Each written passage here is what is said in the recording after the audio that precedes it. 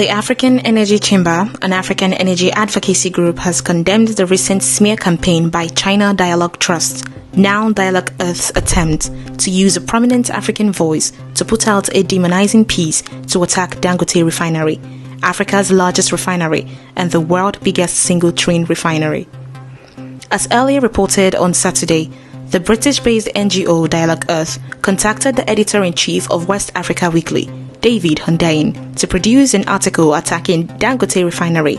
an attempt by a Western NGO to use an African voice to endorse energy poverty in Africa. It is also important to note that the failed attempt followed a series of reports where the CEO of Dangote Refinery, Aliko Dangote, had unusually openly complained about local and international challenges the 650,000 barrels per day refinery has been facing. After the Dialogue Earth news broke, the AEC, which represents the voice of the African energy sector and a strong advocate for African voices, published a piece condemning the Western NGO on Monday. In the publication, the AEC said it strongly condemned the dirty tactics employed by Dialogue Earth to hire Africans and use them to destroy their own oil and gas industry.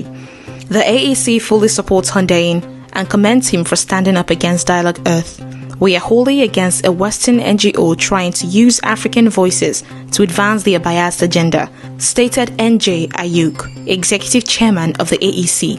adding that the attempt to get a well-known Nigerian journalist to endorse such a smear campaign effectively shows a cowardly approach by the Western NGO to try and destroy the African oil and gas industry, all because they can't do it with their names or organizations.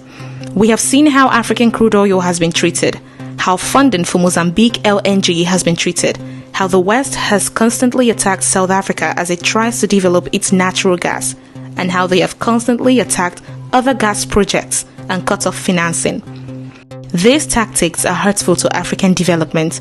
our fight against energy poverty and young people that want to build strong democracies, Ayuk added. Meanwhile, the $500 bribe to write a smear campaign piece against the refinery has gained both local and international traction, and also criticism by local NGOs and individuals.